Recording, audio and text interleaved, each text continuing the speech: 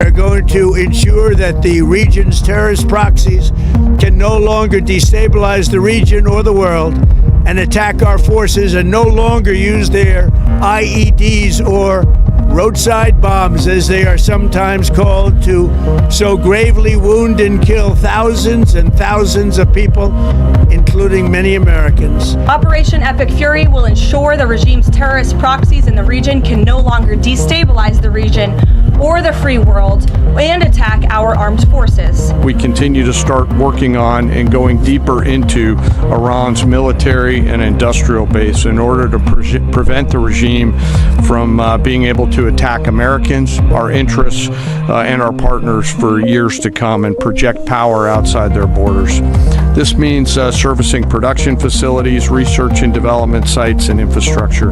We will destroy their ability to sponsor terrorism, by the way. Elimination of their advocacy and support for proxies, which is destabilizing the entire Middle East. All right, let's dive into this. You have this huge, high-stakes deal to end a war that gets publicly shot down.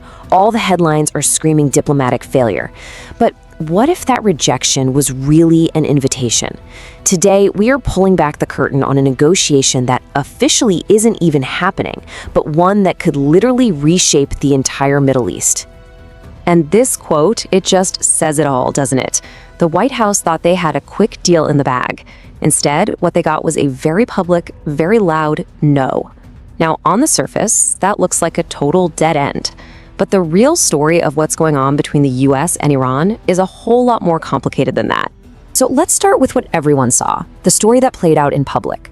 The US, led by Donald Trump, sends Iran what they're calling a generous and realistic 15-point plan to finally end the war. The feeling in Washington was pretty clear. Iran's been hit hard, they're hurting, they're going to be eager to make a deal. But nope. Within 24 hours, Iran comes back and calls the plan maximalist, unreasonable, and basically throws it right back in their face.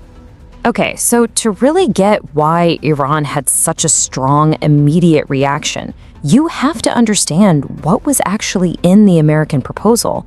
And when you look at the details, the demands were, well, they were sweeping, to say the least. I mean, the scale of these asks is just staggering.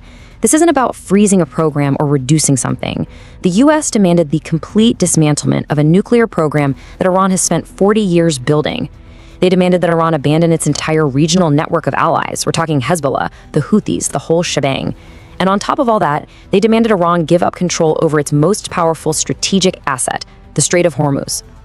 And what was Iran getting for giving all of that up? Their nuclear program, their regional allies, their missile capabilities, their leverage over the most important oil choke point in the world. In exchange, the US put one thing on the table: lifting economic sanctions. You know, when you lay it out like that, Iran's immediate and forceful no starts to make a lot more sense. But here, this is where the real story actually begins. Because Iran's response wasn't just a rejection. This is the crucial part. They sent back their own detailed set of conditions. Think about that for a second. You don't send a counter proposal if you want to kill a conversation. You send one when you want to start a different conversation on your terms. And Iran's list paints a completely different view of the world. They're demanding a permanent stop to all bombings and targeted assassinations. They want legally binding international guarantees that this war won't just start up again, not just a tweet or a handshake deal. They're demanding reparations, actual payments for bombed out neighborhoods in Tehran. They insist that any ceasefire has to protect their allies too. And then you get to the big one. They want the world to officially recognize their sovereignty over the Strait of Hormuz. And this really shows you the massive gap between the two sides in black and white. The US wants Hormuz to be treated as open international waters, period, forever. Iran wants the entire world to formally recognize that they have legal control over that same strait. These aren't just slightly different terms, they are two fundamentally opposing visions for the entire region. Which brings us to the absolute heart of the problem. This isn't just about arguing over bullet points on a piece of paper. This is about two countries that are operating from two completely different, totally mutually exclusive realities. This quote from a senior Iranian official just gets right to it. From Tehran's point of view, the entire American proposal is built on a false assumption. The idea that Iran has lost the war and now has to negotiate the terms of its surrender. And that's an idea that Iran absolutely, fundamentally rejects. So just picture this. You have the White House press secretary telling Iran to accept that they've been defeated militarily. At the exact same time, Iran is calling the American plan disconnected from the reality of America's failure. I mean, how do you even start to negotiate when you can't even agree on who's winning and who's losing? Well, this is where the story gets really interesting, because while Iran's foreign minister is publicly saying, we do not intend to negotiate, their actions are saying something completely different. A negotiation is happening. It's just not happening in the way you'd think. So how does that even work? How can you have a discussion when both sides won't even admit they're talking to each other?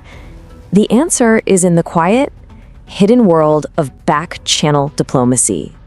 It's like this carefully choreographed dance. First, Iran puts its message and its 5-point plan together. Then, intermediaries, countries that have decent relationships with both sides, like Pakistan, Turkey, and Egypt, they carry the message. And finally, those proposals land in Washington. No American and Iranian officials have to speak directly to each other, but the negotiation inches forward. It's diplomacy by proxy. But, and this is a big but, this whole secret negotiation is incredibly fragile. There are all these wild cards that could blow it up at any second. First, the Israeli military is reportedly speeding up its bombing campaign, trying to hit as many targets as it can before any ceasefire it doesn't want. This shows a real tension. Trump wants out, but his closest ally, Israel, wants the war to keep going. And then there's maybe the weirdest wild card, what some people are calling the Vance factor. Iran has specifically asked for Vice President JD Vance to lead the talks. That's not just a casual preference. It shows a deep distrust of other American officials and a strategic bet on who they think can actually get a deal done. So with all this going on, the public denials, the secret back channels, the outside pressures, what are the actual signs we should be looking for to figure out where this whole thing is headed? One of the most telling signals is happening right now in the Strait of Hormuz. Even with all the tough talk, Iran has reportedly been letting ships from countries it considers neutral, like Pakistan and India, just sail right on through. Now, that's not what you do if you're digging in for a forever war. That's what you do when you're trying to manage a crisis while keeping your options open. So if you want to know what happens next, here are 3 things to keep your eye on. First, watch Pakistan. It's become the key messenger, carrying offers back and forth. Second, watch to see if JD Vance, the guy Iran specifically asked for, actually steps in to lead the talks. And third, just watch the Strait of Hormuz. The number of ships getting through is the best real-time barometer we have of Iran's true intentions. And that's really the main takeaway here. The public story was all about Iran rejecting a generous American offer. But the real story is that, by sending back their own detailed list of demands, Iran turned a public no into a private yes, but. And in the world of high-stakes diplomacy, that's not the end of a conversation. That's the real beginning of one. So that's the question we're left with.